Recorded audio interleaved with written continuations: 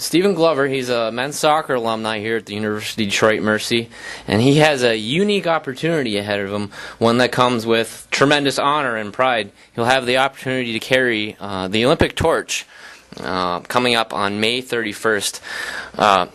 Steve, thanks for joining us today. Just talk about what that means to you. It must be a tremendous honor for you. Oh yeah, it's a great experience. A week on Thursday I shall be carrying it at 7 o'clock in the morning in a place called Cobridge, which is in Stoke-on-Trent in the Midlands.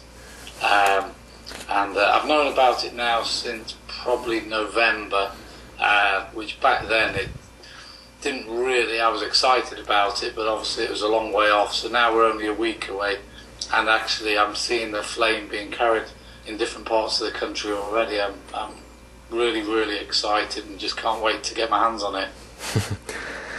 When you played soccer here at Detroit from 1991, 92, 93, when you were in undergrad, did you think you'd have an opportunity like this that would come about in your future life, or?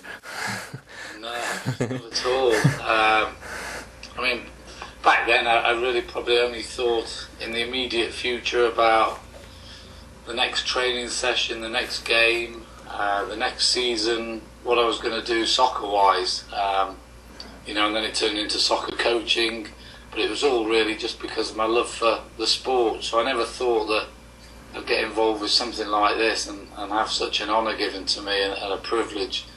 So, just thrilled about it really now. Talk a little bit about what you do in England. You're involved with school and sports. You're the Partnership Development Manager for Stafford and Stone School Partnership. Now, that was an organization that was created in 2005. Just talk about that briefly and what you do now. Yeah, the government here initially set school sport partnerships up all across the country. I think they were initially around about 2003. And in Stafford the one was set up in 2005. Our remit back then was to try and get kids in school doing more sport, more physical activity, more PE. And we had a target-driven kind of program that we looked at. So originally it was trying to get them to do 2 hours of physical education during school time and after school time, which doesn't sound a great deal really. But in Stafford there was only about 20% of kids between the ages of 5 and 16 that were actually doing that. So over about a 4 or 5 year period we managed to get that figure up to in the 90s really, 90%. The target then changed to 3 hours of PE and school sport, which again we met those targets here in Stafford. And we looked at what was called the 5-hour offer, which was trying to get as many children involved in school sport and also into community sport. So we got them the exit routes. So that was where we were at really. And then unfortunately, about a year or so ago, we had a change of government, and the government came in and they slashed the whole funding all across the country, which was devastating. It was only about £162 million a year. But they completely wiped out the whole network.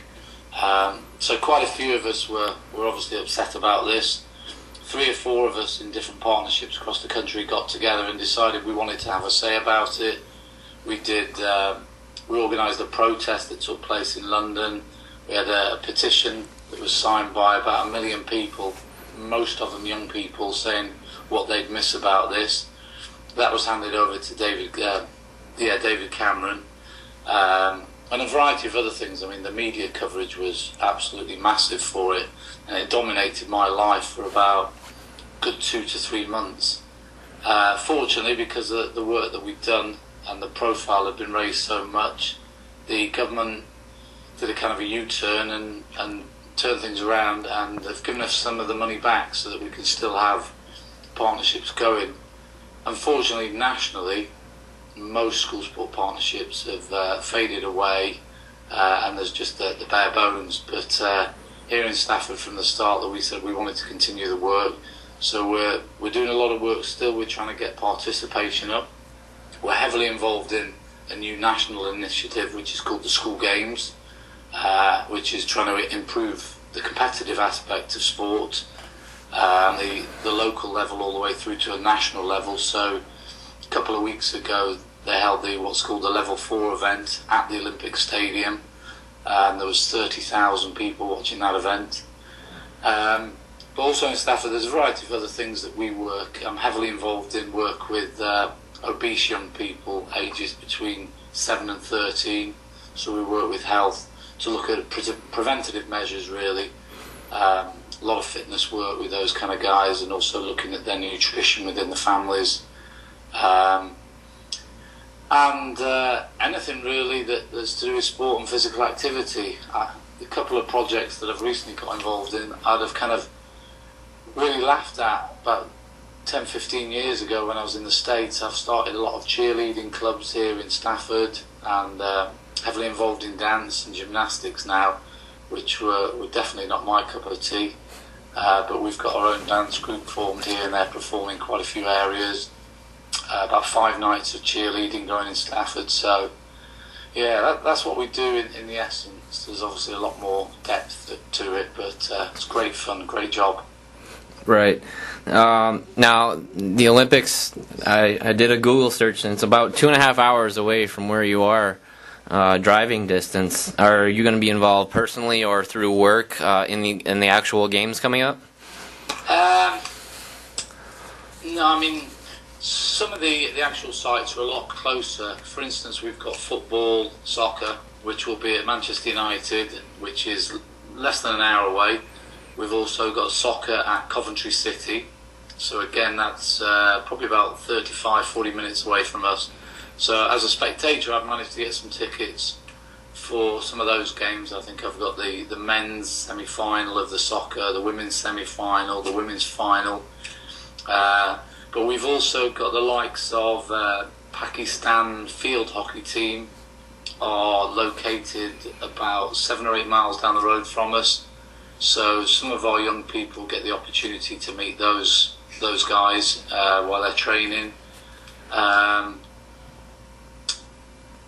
there's a lot of other kind of cultural aspects that are taking place around the country that aren't directly the Olympics, but there's a big push on. There's a lot of dance going around the country at the moment linked to the Olympics, so a lot of stuff that's linked to it. I'm also very fortunate in the lottery. I got tickets for the rowing, hockey, archery, and a couple of other sports, but I've shared those around our family so everybody gets an opportunity to go to one event. So, but I mean, aside from the Olympics, we've obviously got the Paralympics, which isn't as mentioned as much, but it's going to be the biggest Paralympic Games staged, and I'm very fortunate that I've managed to secure quite a few tickets for my family to watch the swimming, the athletics, and the cycling over a number of days. So we'll be excited to head to the Olympic Stadium and the whole Olympic complex for that. All right, well, we'll wind it down a little bit. Kind of one more question. Are you still playing soccer today? Football? I wish. No. No, I had a bad injury actually. When I was in Detroit, I dislocated my shoulder. I think it was in the last year I was there, and I had surgery on it, and then came back to England and started playing again a few years later, and unfortunately the shoulder went again, so I had to have a major operation on it here, and the surgeon said that if I did it again that would be it for life and it would just keep dislocating, so I just couldn't take the risk. So that's my excuse anyway. I mean, the other fact is I got lazy. And probably the coaching side of things. When I came back to England, I was heavily involved in coaching soccer and worked with a club called Stoke City, who were in the Premiership. So just got out of shape really. So, and at the age of 40 now, I think I'm a little too past it. So yeah. All right. Well, we want to thank you, Steve, for taking a couple minutes to join us today, and we'll post this on the web and gives you the opportunity to tell a little bit about your story about the upcoming Olympics. Excellent, thank you. And you know, if you can just add that I miss everybody in Detroit, and if anybody that does see it that remembers me. If you want to get in touch, that'd be great. You can track me down on Twitter or Facebook, or hopefully through you guys at Callahan Hall. But there's still many friends in Detroit that I'd love to hear from, and hopefully within the next 5 years or so I can get out. I'm looking at trying to bring some school sport over to the Detroit area and compare and contrast the different opportunities that kids get in Detroit, and maybe try and get a school represented team from Detroit back to England sometime. So it would be good if we could set that up in the next few years.